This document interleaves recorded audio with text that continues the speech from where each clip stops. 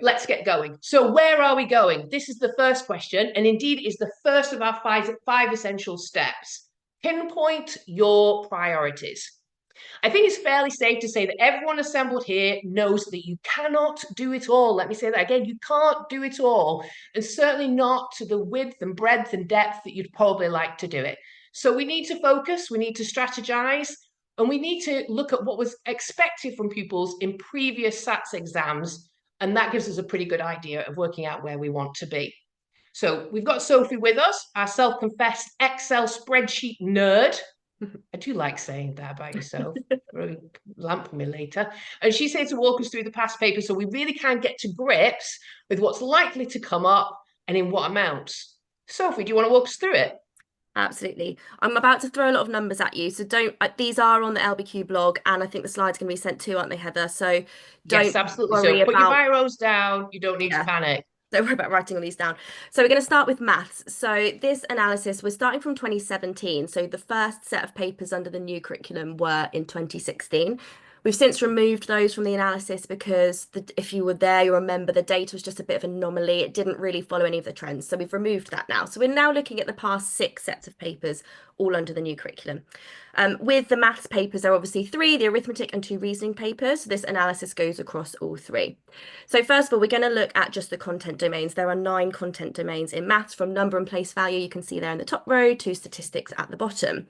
And consistently from all 6 sets of papers since 2017, the 2 most commonly represented content domains are calculations and fractions, decimals, and percentages. So actually this year, they've both been represented in the highest proportion they have been, with calculations being at 41%, which is really up to half the paper, the 3 papers just on calculations, which is your 4 operations: addition, subtraction, multiplication, division. And then fractions, decimals, and percentages, which is from now on FDP because that's too wordy, is also at the highest. It's been at 26%. Of course, the arithmetic paper being 40 marks of the 110 marks, that is just calculations and FDP. So that is probably contributing towards why they represent such a high proportion of all 3 papers. And then also this year, if we look at the bottom grid, we're looking at the pass marks of the paper. So in 2017, it was 52% to pass, right up to this SATs paper from 2024 was only 49%, which again is the lowest pass mark we've seen. It's just under half the paper. Interestingly, though, if you look at the amount of questions that calculations and FTP take up, that represents 67% of the paper. And so you only need 49% to pass. And so theoretically, if you were just to look at those 2 content domains, you could pass the paper just on those 2 content domains. That kind of shows you how hugely represented they are. I mean, you can see by how low the numbers are, like position and direction statistics, this current SATs paper, only 2% of questions were based on those. We can also break the questions down by year group, so whether the question is based on a year 3 objective or year 5 objective. And this year, questions based on years 3, 4, and 5 curriculum objectives took up 56% of the paper. So with just 49% needed to pass, again, theoretically, you could actually pass this past SATs paper just on years 3 to 5 maths Wild. knowledge. And that has been the case for, I think, every year, actually. Yeah. So year 6 is, yes, it's still a large proportion of the paper, but you could just, I mean, no one's actually going to do this. You could nail your year 3, 4, 5 content, not actually need the year 6 content, and still pass. So again, it shows you how important that foundational maths is. So looking forward to next year, I think it would be safe to assume that those content domains are going to appear in a similar proportion. So I'm sure all of you are, but in your arithmetic practice, always have all of the 4 operations and FDP every time, because that's going to be something that comes up all the time. So focus on those. And obviously, if you're not going to be able to fit in the entire curriculum before May, which does happen, save those topics like position, direction, statistics until after SATs. You could always touch on them just before, but there's no need really to do them in massive depth until after SATs, because we've still got 2 months to do things like that. So don't worry about cramming it all in super depth. So moving on to the grammar paper now. So with the maths paper, there were 9 content domains to analyse the papers through. In grammar, there are 7 of them. And again, we've looked at the papers from 2017 to 2024. And the content domains that appear most regularly are G1 and G5, which are grammatical terms or word classes, and punctuation. And that has been the case since 2017, that they are consistently the most represented. The pass mark, again, similar to maths, tends to hover around. So this year it was the lowest it's been. Well, in 2022 it was the same at 50%. So actually the children only need to answer half of the questions correctly in order to be able to pass it. Of course, we do need to remember that that is added to spelling, because spelling and grammar come together for the mark. But still 50% obviously isn't very high. And a bit like math, if you take just those two content domains again, a G1 and G5 together take up 56% of the paper. And if you only need a pass mark of 50%, it again shows you how important those two content domains are. They are very wide content domains. If you think about grammatical terms or word classes, there is so much to fit into that, as well as punctuation. Yeah, just make sure you are covering that as much as you can through either your discrete grammar lessons, or you might be teaching it more contextually in writing. That we haven't analysed grammar through a year group lens as such, because it works a little bit differently to maths. So when the test writers write the questions, they look things through the cognitive demand that the question has as well. So let's take something like adverbs, which are introduced in year 2. There was a question on a fairly recent SATs paper. I think it was one of the last questions, so 49 or 50 was an adverb question, but the adverb that they were looking for was soon. It didn't have an ly on it, basically. So it was a question that you wouldn't expect a year 2 child to be able to answer. So even though adverbs are associated with year 2, the cognitive demand was a lot higher. So that's why we haven't bothered analysing it through a year group lens here, because it doesn't really help in any way. So looking forward to next year. Just the same with maths, it would be safe to assume that the G1 and G5 will appear in a similar proportion. So just continue referencing the word classes of things and the grammatical terms, and covering all the punctuation that you can. We're now going to go on to reading. Reading is a little Are bit you listening, Lizzie? Lizzie, I hope you tuned in. I hope you're ready. We're doing reading. It's a little bit trickier to analyze, because as you know, with reading, it's much more grey. It's not like, okay, because this has appeared more often, we now need to teach towards this. There are 8 content domains in reading. The whopping one is inference 2D at 44% of the paper this year, and 2B retrieval at 38% of the paper. So together they make up pretty much the entire paper, apart from a few other questions dotted in. However, you can't then say, okay, we'll only teach retrieval and inference questions, as you will all know, because just because you can infer from one text doesn't mean you can infer from another text. So, obviously still expose the children to those the SATs question starters, like find and copy one word, although that might be actually a vocabulary question, but all the kind of sentence starters that SATs papers use, you can familiarise the children with those, but that isn't to say don't ever bother putting in any prediction questions in your reading lessons, because obviously that is still good at widening the children's reading skills. If we look at the papers through the kind of text types that have appeared, so in every reading paper there are 3 extracts. There are some things that have been the same every single year. So looking at this grid here, the yellow represents a fiction extract, green non-fiction, and blue poetry. The blindingly obvious thing here is there's only been 1 poem so far in 2018, and Heather will always joke with me that I've predicted ever since we've been doing this that there's going to be a poem. I didn't say a word. I didn't say a word. I could sense, and there hasn't yet. But as Kate has pointed out, it's still obviously hugely beneficial to study poetry, whether it's going to be on a SATs paper or not. So just be mindful that I think the longer this doesn't appear, the more likely it is to appear. I mean, who knows? They might put 3 poems in one year, just to, knock us all off our seats. But every single year there has been at least 1 non-fiction extract. The third text, which has traditionally been the most difficult extract, has been a fiction one, and that is usually one that pushes the children into greater depth. And every year there has also been 2 3-mark questions, usually in the third extract, or sometimes spread over the second and the third extract. And finally, we can look at reading papers through their word counts, and we'll look at the pass marks as well. So if we just go on to the next slide, last year, 2023, was the lowest pass mark we saw, actually at 48%. I think a lot of you will remember that paper if you're in year six. So since 2017, the pass mark was continuing increasing from 52%, went up to 58%, and then we saw a massive 10% drop down to 48%. So we're back on the rise again to 54% this year. And looking at it through the amount of words in the extract and in the questions itself, there's nothing too surprising. In 2023, it had one of the highest word counts over the extract and the questions, and one of the lowest pass marks, which you could look at that a certain way. But there's no real trends here. I mean, who knows? I would assume the pass mark would hover around 54, go up maybe 56% again next year, but you never really know. So that is the reading paper.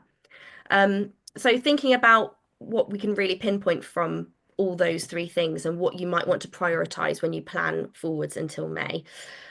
Is maths, definitely, calculations and FDP. Make sure you nail those and keep them into your retrieval every single day. With grammar, punctuation and grammatical terms and word classes, again, keeping those on the boil. And with reading, just be mindful that poetry might possibly appear. I know lots of us are guilty of not doing enough poetry, but this is a good reason to put it in a bit more. And just to continue reading and discussing a wide range of texts and exposing the children to SATs style questions. So focus your planning on those areas, I would say.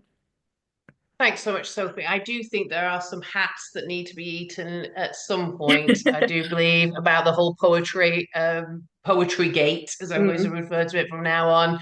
Don't worry, I can see some panic in the chat. If you didn't manage to scribble all of that down, as Sophie was whizzing through it, we are going to send you the slides over within the next 24 hours or sooner if we can.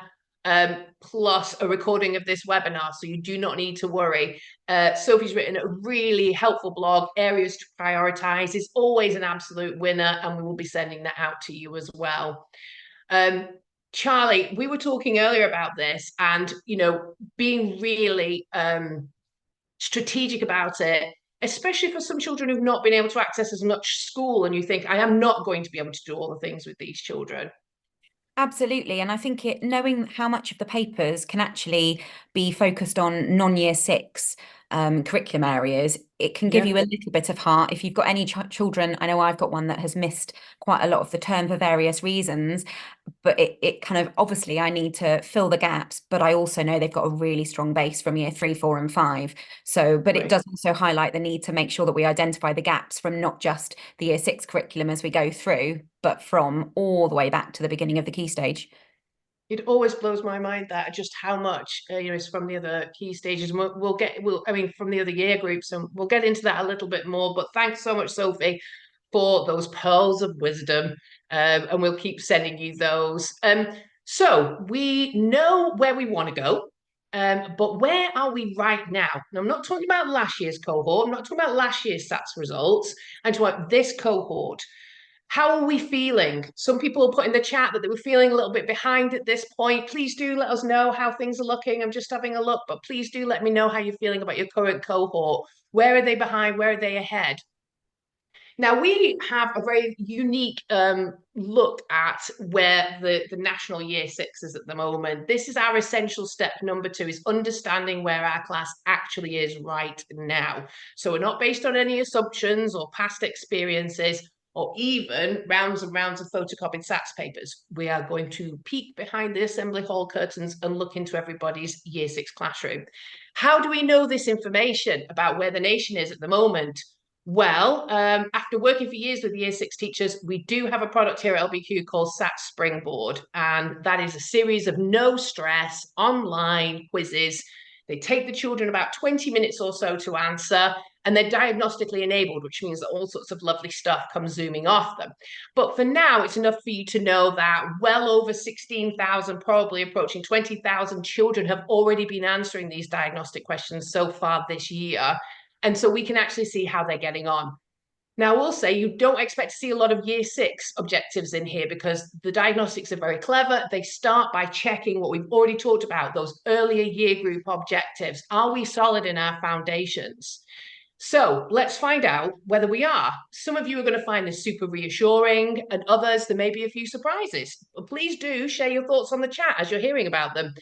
Daryl, let's dive into maths first. Where are our year 6s at the moment on maths? Thanks, Heather. So yeah, we've had a really good look through all the responses we've had on our Springboard diagnostic so far this year. with this year's Year 6 cohort. Some really interesting information has come out from it. We're going to share on the next few slides. Over 16,000 Year 6 pupils have now completed these at the last count. So we can be sure that the information we're about to share is giving us a fairly accurate picture of where the current Year 6 cohort are doing well, along with the topics they're likely to be struggling a bit with at the moment. We'll start off with a quick look at the 5 content domains where pupils have done the best. It is always good to start with a few successes, not always just focus on the gaps. So let's have a look at the top 5. It's just ironic as you say that, Daryl, that the chat is absolutely filled with everybody going, gaps! There's gaps everywhere! Gaps incoming! But we won't focus on the gaps just yet. We'll look at where we're winning. But yeah, I can't see the chat, so I'll just continue in bliss that everyone is happy with all these things. So, yeah, everyone's super happy. There are some key domains here that feed into lots of other content domains, so that's the good news. As you can see from the asterisks, 4 of those 5 domains were also in the top 5 at approximately the same point last year. So there are some definite patterns emerging year on year. However, it's been good to see a mental calculation domain make it into the top 5 this year as well. That appears at the other end of the spectrum when pupils have to do things mentally. So that's good that that's crept in. The overall average scores were a little bit higher than for last year's cohort. There is a small improvement as well from diagnostic 1 to diagnostic 3. So you can see there's 20 questions and there's a slight improvement there, even though the third one is quite a bit harder and it's got more Year 6 content in there as well. There is only one challenging multi-step problem in each of these diagnostics. So really the scores are telling us that a typical Year 6 pupil already will have about 7 or 8 gaps in their understanding, and the vast majority of these will be from the Year 3 to 5 content domains. So let's have a look. Where are the most common gaps? You might have found this yourself, or maybe you haven't. So when many Year 6 teachers have run the first diagnostic, the gaps from earlier in the curriculum can be a bit of an eye-opener, as Sophie might be able to testify from last year as well. Although maybe if you've been in Year 6 for a while, maybe they're less surprising. So let's have a look. So once again, there are some clear patterns emerging. See there, 4 of the 5, again, most problematic domains were the same as during autumn term last year. Percentages are slightly lower, but I would probably attribute that to more teachers starting to use our springboards earlier this year. Right from the beginning of September, people were using them this year than they did last year. Properties of 3D shapes has been a top issue, and the simple fraction number line question from Year 3 does continue to cause issues for many Year 6 pupils. If you were on one of our webinars last year, we looked at that in quite a bit of detail. In 5th place, the fundamental knowledge that the decimal equivalent of 3/4 is 0.75 is also not fully secure for many pupils. And this year, long multiplication has also crept into the top 5. That one is perhaps less surprising, as it always takes a lot of practice to get the pupils working accurately all the way through the calculation. As Sophie mentioned before, the fractions and calculations domains are particularly interesting / worrying. They are the most heavily tested, and not even having a basic understanding of early fractions indicates there are probably more significant problems on the horizon as we move through the year. So it's vital to find and quickly secure that key understanding as soon as possible. These classes, pupils all had mastery sets suggested, which take them back to basics and then build up through pictorial representations and scaffolding. And if you want, at the end of this presentation, we'll have a quick look at one of those if you've never seen them before. All right, back to you now, Heather. Brilliant, thank you. I can see on the chat, Daryl, there's a lot of people talking about COVID gaps. And when I look at your slides and I can see a lot of gaps that are Year 3 objectives, I was thinking this cohort, they were coming out of Year 2 into Year 3, weren't they? Year 2, was 2020, I think, for this cohort or thereabouts. So yes, we're going to see that. And Charlie, is this the kind of thing that you're seeing at Queen's Crescent? Is this is a familiar story for you? Yeah, 100%. We've completed the first 3 springboards now as well, and we've seen almost identical pictures to these. The unit and non-unit fractions on a number line was like our top one. 3D shapes, I think, people were really trying to fill those gaps from year 2 in year 3 still. And so actually the things that come at the end of the year might have dropped off, and then that compounds year after year. So, it's not a terribly surprising picture, but that doesn't mean it's not worrying, because obviously things like fractions, we know we've got to absolutely nail. Yeah. Well, don't worry too much, everybody, because this is the very beginning of our journey. There's a long haul here. There's a marathon, not a sprint, okay? And what we do see year after year is lots of progress. So don't worry. That was so interesting. Thanks so much, Daryl. Okay, hold on to your hats, everybody. We're going to talk about GPS. Kate, where are we winning in grammar, punctuation, and spelling? I think everybody feels like they need a little bit of good news. Yeah, so thousands of pupils have completed the first 3 GPS springboards so far this term, and there is some good foundational knowledge shown here in the top 5. It's really good to see verbs question make an appearance on this strengths chart. It was a simple past tense question, but it was pleasingly answered by 79% of pupils for the first time. Both the verbs in this context were clear actions, and no confusing auxiliaries were included, but I just thought it was a really good starting point for them for handling the trickier verb questions that come later in the springboards and on the SATs papers themselves. But next, maybe some areas to focus on. Let's have the next slide, please, Daryl. So, plural apostrophes, they continue to bewilder our year 6 pupils and greengrocers across the country alike. The first apostrophe question on the list was a standard plural apostrophe after the S for the plural word girls. And so only 19% of our pupils could get that right. So yeah, it's tricky. It's tricky for grown-ups. Lots of practice is required. It's tricky for Heather. The second apostrophe question. So yeah, in the top 2 positions, possessive apostrophes, was slightly easier for pupils, but still a huge number of them found those questions a challenge. Identify adverbs came in 3rd for the tricky questions. Identify the adverb in a sentence on your lower right there of the slide. Asking pupils to identify always as an adverb. This is admittedly a harder question than one that asks for an adverb that shows the manner of a verb. But if pupils were more confident with identifying adjectives, because 20% of them actually selected greedy as an adverb rather than understanding that that was an adjective. So they might have been able to use process of elimination more if they were more secure on other word classes as well.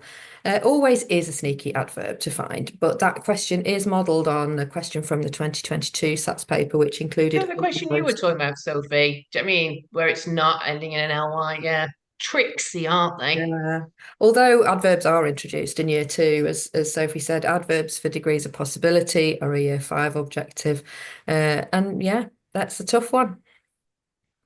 They're so hard. I do not think I would pass these tests myself, Kate. And I don't know if the general public out there really appreciate just how tough these exams are and how much primary teachers need to be experts in all of these things. It's really mean, isn't it? We haven't even touched on the subjunctive verb form yet. We're not going there. I don't even know what you just said, Kate. I don't even know what you just said. I think we've got a summary slide next, folks. Great.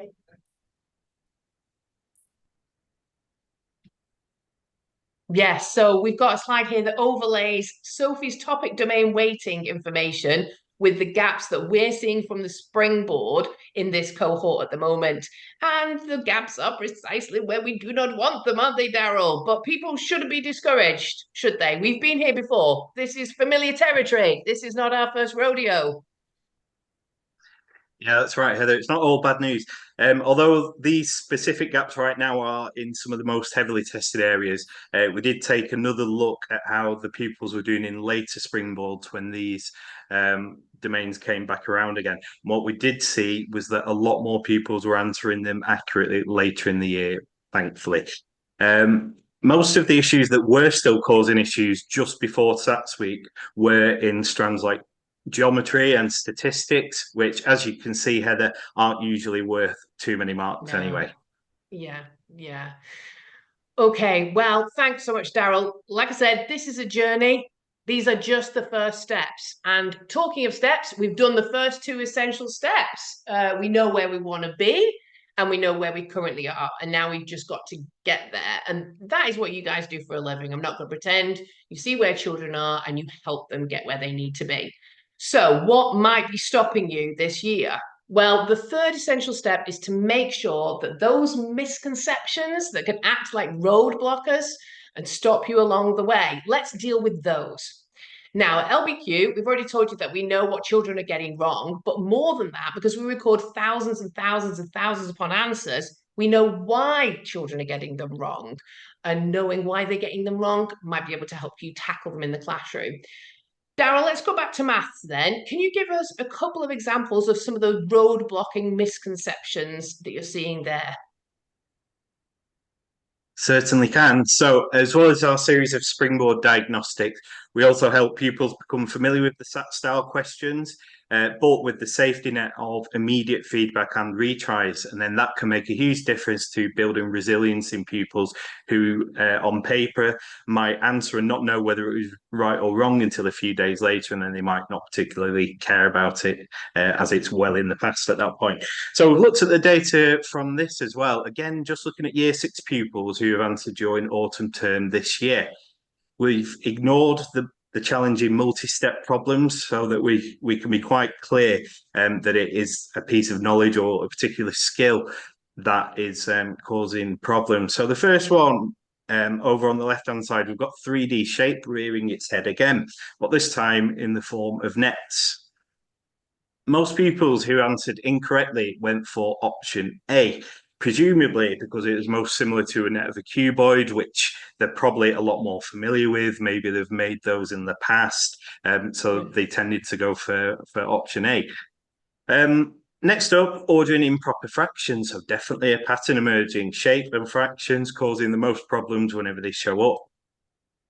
Top misconception here was for pupils to assume that the fractions with the largest numerators and denominators were automatically larger than fractions that had smaller numerators and denominators. A lot of pupils also, this was interesting, stuck to the multiplying process to find common denominators. So they were multiplying those denominators together and working in 150th, for example, coming up with some really complicated fractions.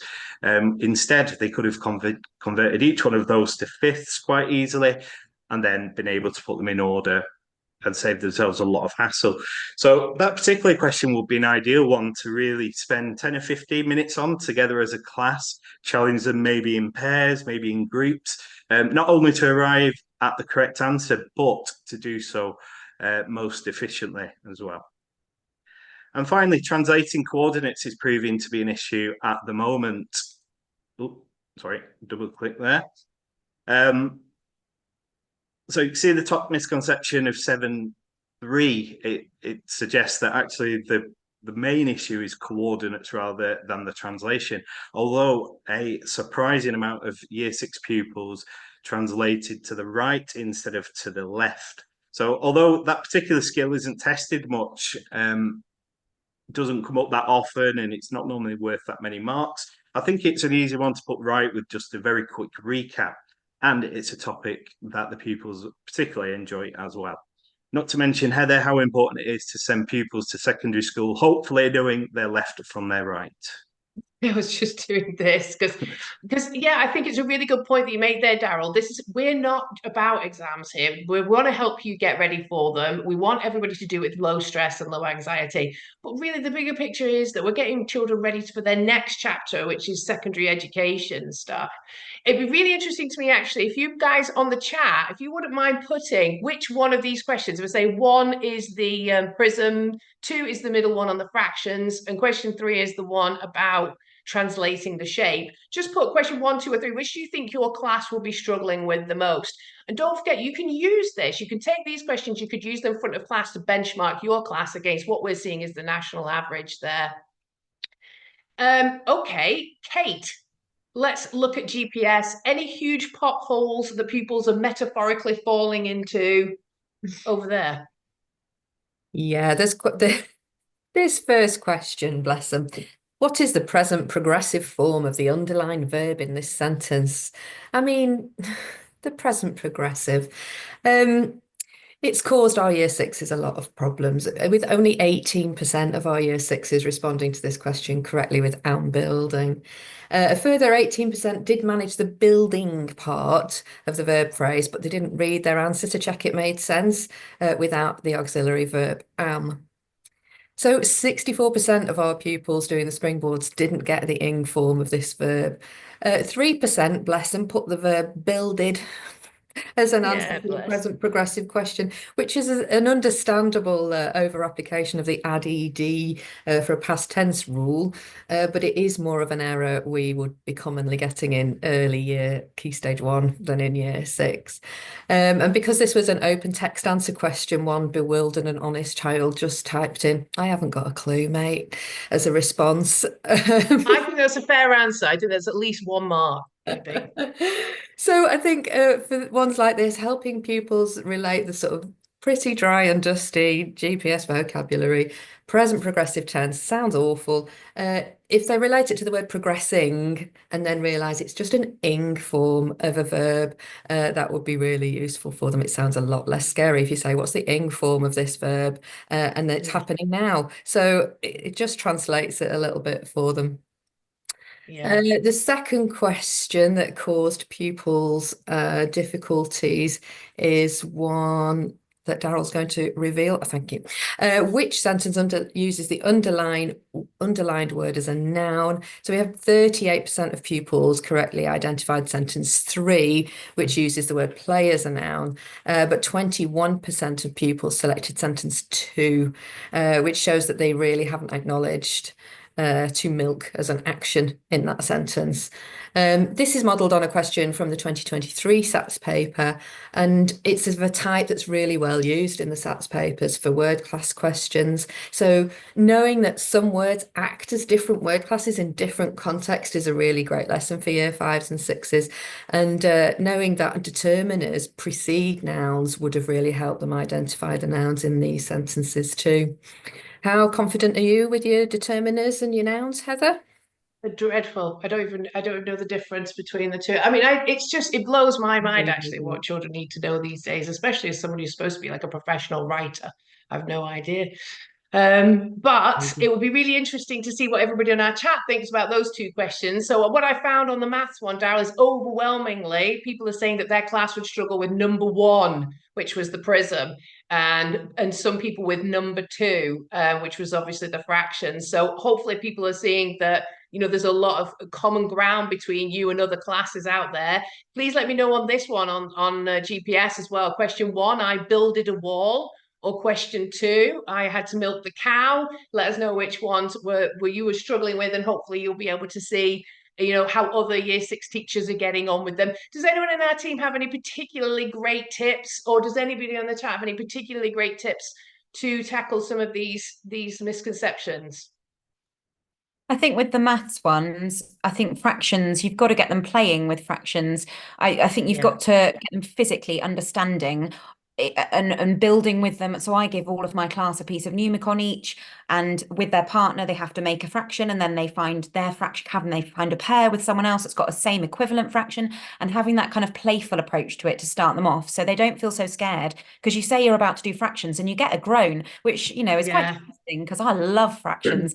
And it's getting them to feel playful and confident with them, I think, first of all. And they're not too cool for school to be doing this kind of physicality with the fractions. They love it, really, don't they? Absolutely, for sure. I think The last year we words had some. class. Yeah, Oh, sorry, sorry. go ahead, I was Sophie. gonna say the That's word class one, Heather, on Kate's bit. Quite often a similar question is I've had before, like, can you use the word, I don't know, dance, write it in a sentence as a noun or write it in a sentence as a verb. So similar. So when it's as a verb, I always say to the children, either put it at the start of a sentence because it will immediately become a command if it's at the start, or use right. to before it, like in those ones it's to milk or to address, because that obviously makes it the version of the verb as well. And then the nouns have a determiner before them. But I think the verb one's quite good with remembering to put to before it. Do you think that we could have just a private tutoring session on that at some point, Sophie? Because I definitely need some help in that regard. Oh, overwhelmingly, by the way, Kate, people are saying number one. That would be the most tricky for their class. Were you expecting that? You're on mute. It's a horrible question. I really Horrible, don't. isn't it? It's a mean one. Excellent. Well, we are 3 big steps along our journey now. We're really motoring. We know where we are, we know where we want to be, and we know the roadblocks that we're swerving. The 4th essential step is about, it's more about knowledge. It's less about knowledge, I was going to say, and it's more about skills, because we are walking into SATS territory now and everything just looks and sounds a little bit different. There are 10 recs walking about, and somewhere Chen is trying to price up an enormous slab of butter. If you know, you know. SATS questions are in this kind of new format and they can unnerve children. What are the most common mistakes that children make when they're faced with SAT style questions? Let us know in the chat too. You know, how many times is your heart broken because they've been asked to tick 2 boxes and they've only ticked 1? It would be really lovely for you to share some of your anecdotes in there. Sophie, Charlie, you must have seen some of these things happen time and time again. Absolutely. I mean, the number of times on an arithmetic paper I've seen, in fact, there was a child last year who didn't quite get expected. They were 1 mark away. They'd done all of the calculating correctly and they'd copied their answer incorrectly into the box. And so they didn't get the mark. And that's just, you know, entirely frustrating. So that's something that we just drum into them. Make sure your secretarial skills are really on point. Oh, that's nice. Sophie, any big heartbreaks for you? Yeah, the grammar paper, when it says make sure to punctuate your answer correctly. So it might be something like going from passive to active, and they'll get all the correct words and forget to put capital letter or forget to put full stop and then don't get it. Or the most annoying one is rushing through and then missing an entire double page spread of questions because they've stuck together. That's like a horror. That's a horror. And actually, I feel like people say that quite a lot, and it's not that uncommon to either miss the back page or not have peeled 2 pages. And I guess that's why there is still a place for doing some SATs papers, paper form, but not all the time. We do not need to stress people out. And just having a look at some on the chat here. Shireen, you're right. Number formation, 0s that look like 6s and 7s that look like 1s. That is absolutely heartbreaking. 4s that look like 9s. Which digit is in the 10,000s column with 10,000 exclamation marks from Neil in there? There's so many in there that you can go.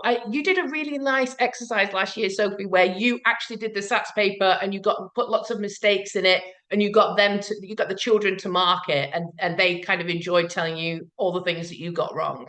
Yeah, it's nice if I complete one and do the common mistakes that the kids get. I mean, this isn't my idea. I've seen it floating around a lot of times, but I know what score I got, and then I get the children to mark it. The questions that I got wrong, I get them to correct and say why they were wrong, and then whoever gets my correct score gets a prize. So they get to be the teachers. They quite like that. What did they get as a prize? Bartlett points. That's what I I want some Bartlett points. Thank you so much, guys. It's possible to prepare children for this strange new world of SATs, and you don't need to do it with anxiety. And we're going to tell you a bit more about the Springboard, and you're asking lots of questions about it, and you will all get a chance to access it for free. But 92% of the teachers who are using SAT Springboard say that it actually reduces anxiety amongst their children. It's a kind of no-risk, stress-free sets of questions that they enjoy doing. The remaining 8% said there was no anxiety in their classroom in the first place, so they deserve some Bartlett points, I think. So I'll get some of those in the post to them. But it's not just pupil anxiety, is it? And that brings us to the 5th and probably the most essential step in our 5 essential steps. Step 5 is to look after yourself. I really don't want that to come across as trite or woo-woo or anything like that.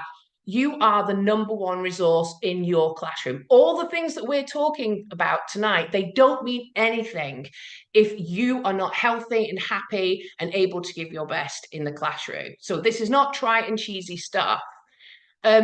Charlie, Sophie, you know, I'm getting a bit personal really, but have you ever experienced feeling close to burnout in the past, or do you know anybody who has? I think so we had assessment week last week at school, so we did complete some dreaded SATs papers, and the difference of having to spend a week marking papers, although I got the kids to actually do the marking, to then have to accept that data and input that data to then analyze those gaps. It was a totally different working week to every other week in terms of, say, maths, because using LBQ, we don't have that. And so it was really interesting. By the end of the week, I felt totally different to how I would normally feel, because there was just that extra level.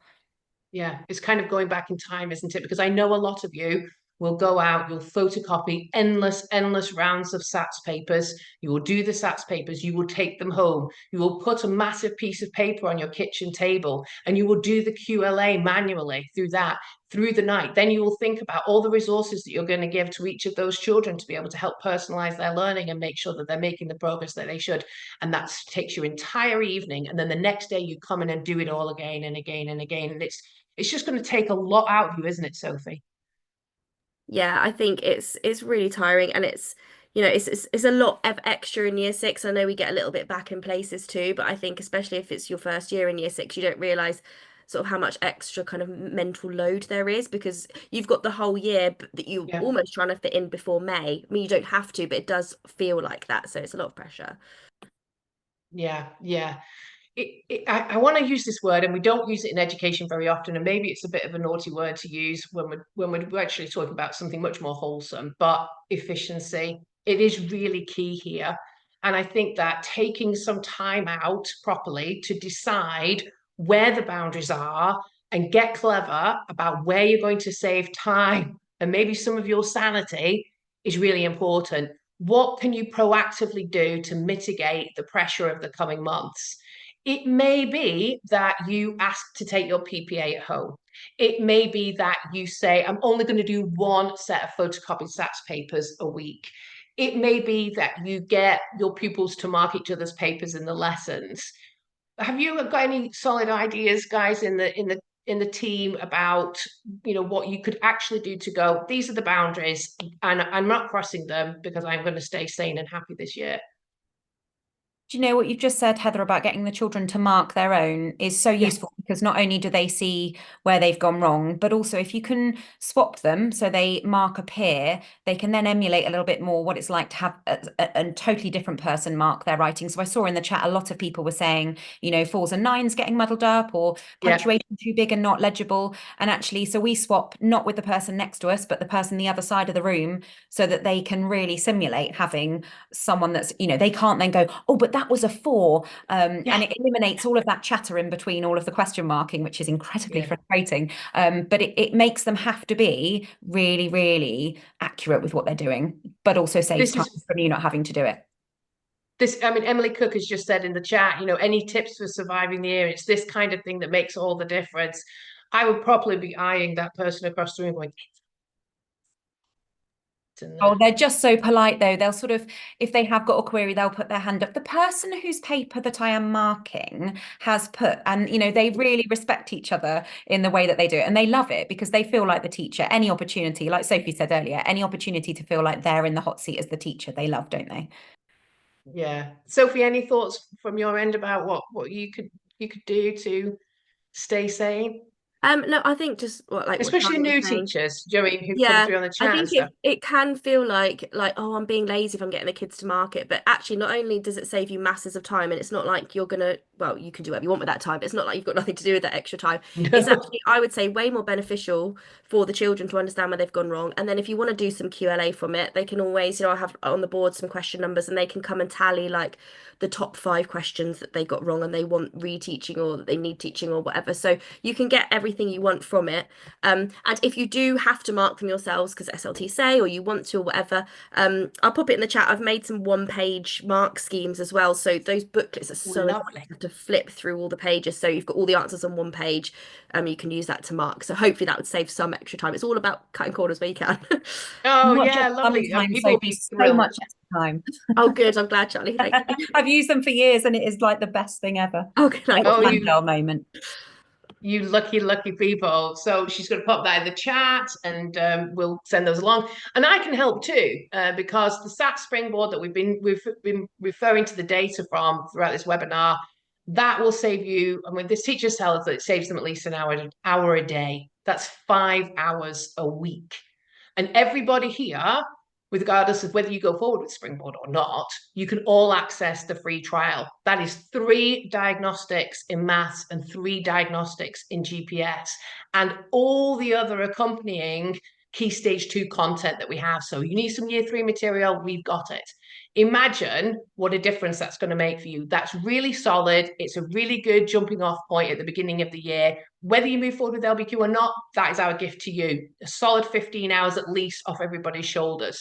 No more marking, no more photocopying, no more QLA on the kitchen table. The kitchen table is for spag bol.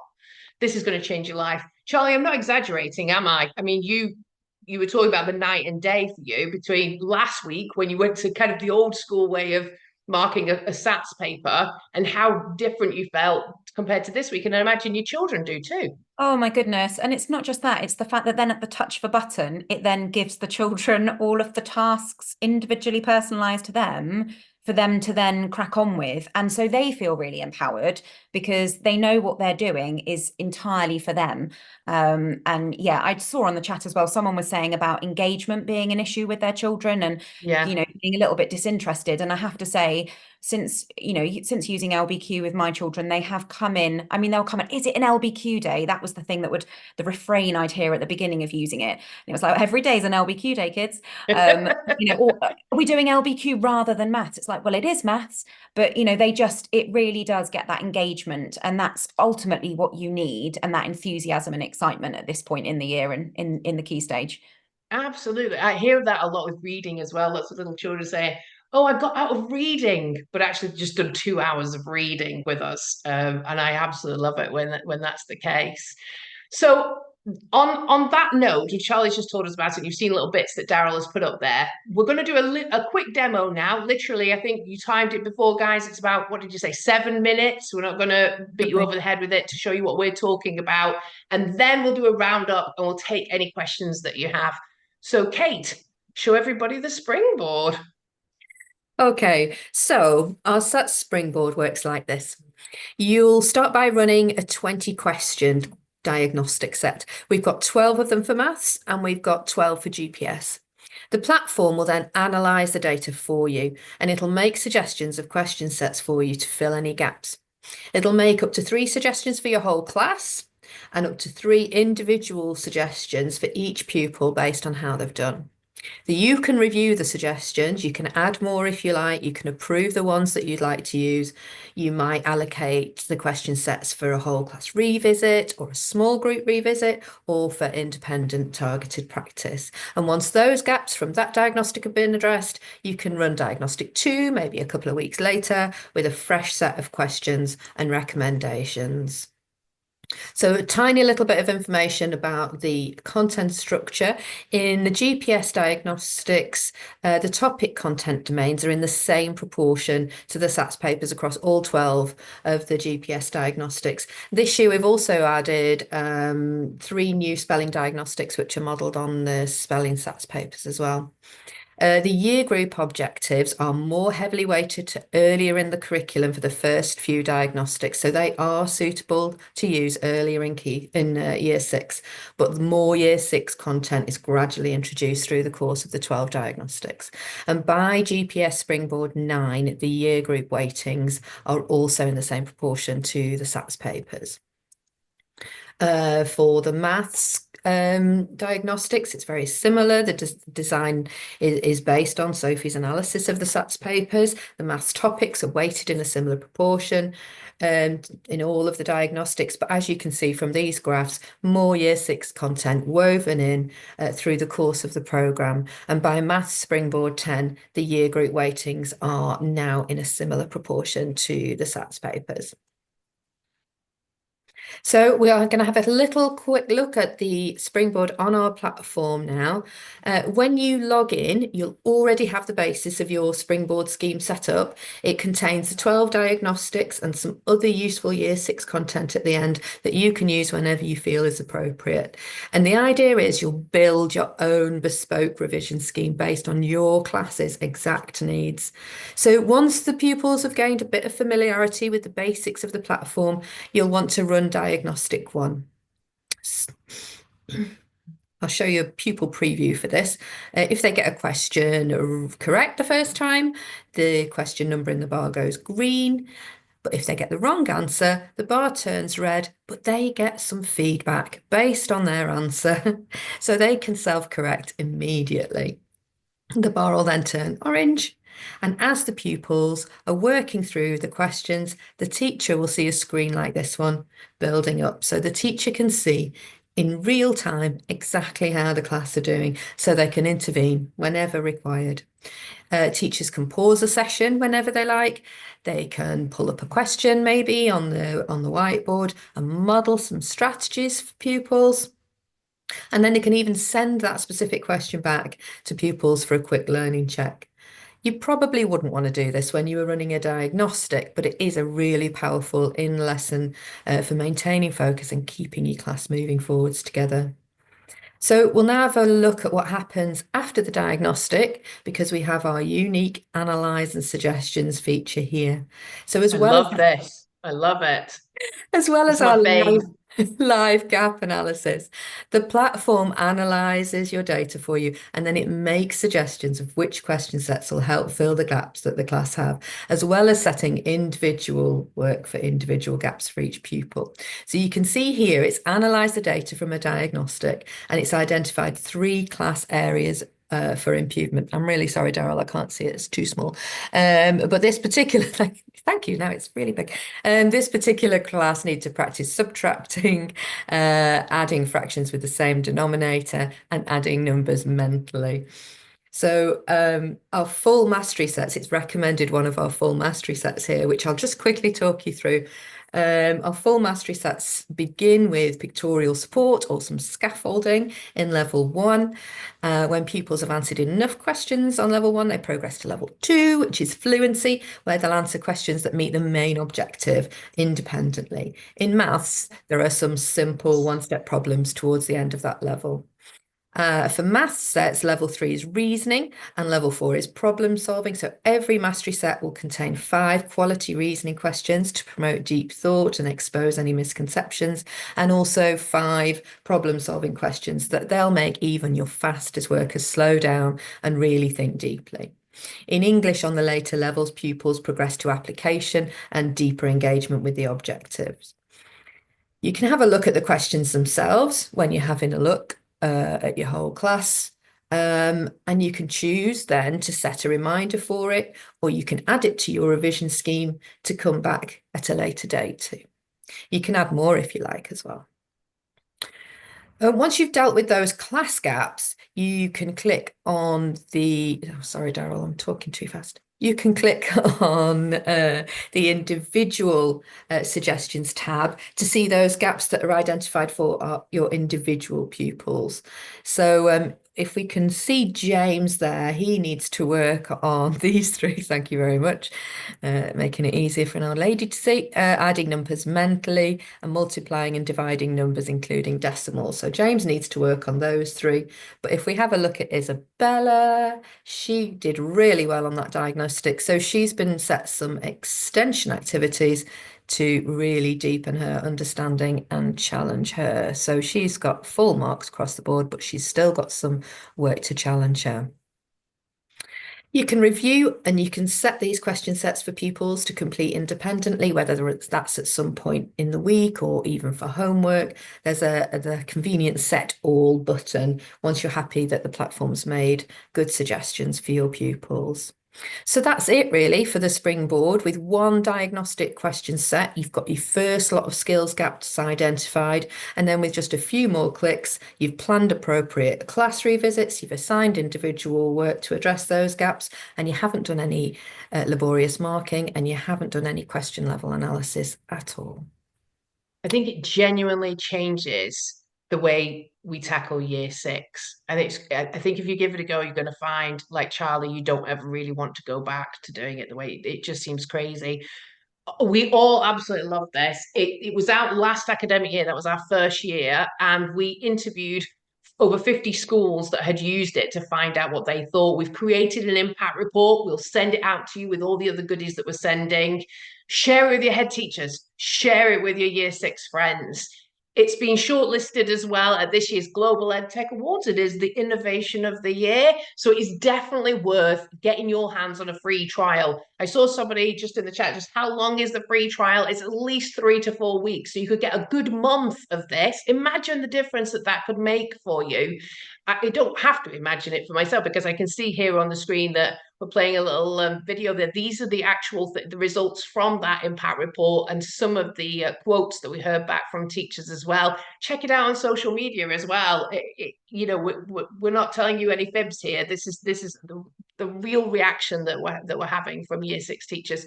It's incredible, and I think it's just going to grow and grow and grow. So please do have a go at it yourself. Okay, now let's summarize our 5 essential steps to mastering the SATs. Then number 1, we're going to pinpoint our priorities. We'll send you all those blogs, all those lovely tables. You just have to pour yourself a cup of tea and then pour over those tables. Get clever about where you're going to put your focus. And that will be on poetry. We've got plenty of poetry as well, haven't we, Kate? But definitely a little bit of poetry in there. Number 2, find out where you are. Like I said, use our trial for 3 to 4 weeks. It's going to tell you exactly where you are and where you need to go. Or try some of the questions we've put on the webinar today. Use them as a little benchmarking with your class, just to see if you are in the same kind of area as the rest of the nation. Don't forget, a lot of you seem to give the same answers to things that you are struggling with. You are not alone in this. Everybody's in this a very, very similar boat. Number 3, tackle those roadblocks head on. I know you know how to do this, but use some of the tips that we've learned today, the ones that you shared as well. Address those misconceptions that are stopping your pupils from making the progress that they really deserve. Number 4, familiarize yourself with those SAT style questions. You do not need to do that with piles and piles of photocopied SATs papers. Nobody likes those. The children don't like them. You don't like them. You don't have to do lots and lots of those. And number 5, take some time to make some conscious boundaries about your well-being, to protect your well-being. Get focused, get efficient, and get clear in your mind where those boundaries are going to be. I do know that our friends at Teach, Sleep, Repeat, they did their podcast this week all about burnout and boundaries. So that is definitely worth a listen. If you tune into them, they're absolutely fantastic. Obviously, there's this really quick win, this SAT springboard that's going to do all of these things for you. So if you're thinking, no, I've got a checkout ready, you know, I've got in my basket lots of really popular workbooks or textbooks, do not check that basket out. You will save money, and you will definitely save time trying the SAT springboard this year. And there's been over 1,000 Year 6 teachers who are using it. So come and join them. Honestly, this is a movement. The way it personalizes for every child, you won't have to wonder if you can get around everybody and help them the way you want to. That one-click analyze and action, it's going to blow your mind in terms of your workload and the progress that the children are able to make. You don't need to teach to the middle anymore. There's no invisible children. I am regularly reading reports on social media and so on about, you know, schools making 5% ARE progress a week. Charlie, I'm not lying, am I? What have been results at Queen's Crescent this last year? Oh no, absolutely. I mean, we're a little bit cruel. In our very first week back in September, we always do a set of past papers, just because it gives us a really good baseline to then be able to know where we are, where we're going. And last year, when we did that at ARE, we had 53% of children already passing, which kind of reflects the fact that so much of the paper is previous year groups. So it really does, you know, make that really clear. We introduced the springboard in the January when we repeated. So we did the next set of papers just before Easter, and we had 72% passing. And then at the end, at the end of the day, we had 82%, which was obviously a few weeks later, a term later. But springboard for me, and I know quite a few people in the chat have said they're ECTs or ECT+2. For them, I think the security of having springboard help to kind of hold your hand to know what those gaps are when you don't know the curriculum as well, because you're new to it. I can't imagine anything better than this to then be able to, because you can't be a master of the whole of the Key Stage 2 curriculum in 1 year. You know, you're starting in Year 6. It's a massive thing to get your head around. So to know that this will analyze those gaps for you and save so much time is just brilliant. And those progress stats, they speak for themselves. It's over 30% progress, isn't it? Yeah. So what's that worth to you? What's that worth? That's enormous. Absolutely. And the children see it. The children see their progress. And so they become more confident, and they love seeing as a class getting that green little pie chart on their LBQ compared to the other class, a little bit better for questions are first time answered, and just feeling really confident. And I think even, you know, the least confident, least engaged children find having that kind of low stakes environment of the tips given if they get something wrong. Yeah. And as you said, there's no invisible child. You are able to see on your, you know, on the deck, everything to do with every child. And I mean, my steps went way through the roof when we first started LBQ, because I was able Because to you're moving around the classroom all Oh, the it time, was aren't so you? exciting. I felt so effective. And it's lovely. And that, you know, the children love it, we love it. And, you know, we feel like our results really reflect the impact that it's had. Yeah, we've spoken to some schools in really disadvantaged areas with children that are really not engaged with school at all, don't want to get involved, really low confidence levels. I think confidence is such an important ingredient in SATs, and it's amazing to see their transformation, because they start to think, oh, I can do this actually, and then it spreads out into all the other subjects as well, not just the SAT subjects, but into science and art and sport. You know, confidence just, it seeps into everything else, doesn't it? So yeah, there are free trials available, everybody. I think I might have mentioned that. All you have to do is book a meeting in with our staff. Now, don't be scared of booking the meeting in. I promise you, they're absolutely lovely, lovely people. And all they want to do is get your school details, how many kids you've got in the class, and get your school set up and sorted, so that in the new year you can really hit the ground running. You could start off with a good month or so of SAT Springboard, and you know, we're talking about 30% ARE progress in very short period of time. And that means you can go and have a really lovely, lovely Christmas. Don't wait till the new year. In fact, if you're in the Northwest, you listen to me in the Northwest, you'll have to book meetings into the new year, because we're already kind of fully booked up until Christmas. And there'll be spaces are going to be just like that in the other regions as well. So get your meeting in, and then you can start your trial in the new year. You can just tell us, oh, I want to start it on the 15th of January, or whenever you want to do it. But it's getting the meeting, because if you wait until then and then you come, and then we're snowed under or snowed in, which is likely here, then you're going to be disappointed with me. So grab your meeting, and then you can book your trial in for whenever you want it to start. Now, that is enough of that. I'm just going to have a quick look at the chat. I don't think we've got any particular questions. Paul will just have a look for me. Sophie, you've done the springboard as well, haven't you? Yeah, I've said before, if I could have created something for year 6, this would have been it, because not only has it saved hours of time, but it's just differentiated for every child, plugs the gaps. It's got homework, interventions. You can use it for so many things. I just love it. Yeah. Okay, well, then I just have a quick look, see if there's anything. We're aiming to do 3 SAT sittings before May. We're aiming to do 3 SAT sittings before May, says Maisie. Our first ones are going to be next week. I think you've just been through that, haven't you, Charlie? Obviously, there's so many past papers we can use, and want to save the more relevant ones for closer to SAT. Which year would you recommend doing first? I think, Sophie, you're the most familiar with all the past papers. I was just about to type not the 2016. Yeah. Apart from that, I mean, it very much depends. I personally like to save the most recent one for the most like close to SAT, if that makes sense. So I'd leave 2024 for the very last one. But I know other people, Charlie, I don't know if you have a different approach to it. We do that exactly. So we do 2017 first of all, and we've just done 2022. But yeah, we'll be saving the most recent. So 10 recs. Obviously, we're going to do loads of prep about that. Oh, we love them, don't we? I just want to say that Helen Beresford had her meeting yesterday. Helen, I hope you had it. I hope it was really, really good. She said there was no pressure at all, extremely helpful. So you see, people, there's nothing to be afraid of. Get your meetings booked. We can't wait to meet you. I don't think I've got any more big questions here. I just really, really hope that, SAT Springboard aside as well, that there was lots of content in the webinar today that you guys found really, really helpful. I know Sophie's been very generous. She's put her stuff in the chat. We're going to send all the slides, the video recording, the individual questions. We're going to send them all out to you. And hopefully in all of that, it's made you feel that you've got a little bit more power to your elbow. You've had a bit of thought, a bit of strategy, and you've got actually something really usable and something really helpful that's going to help make a really big difference to you, and hopefully mean that you can relax a little bit over Christmas. I want to say a massive, massive thank you to all of you who watching this live, and indeed we'll have a lot of people who are going to watch the recording.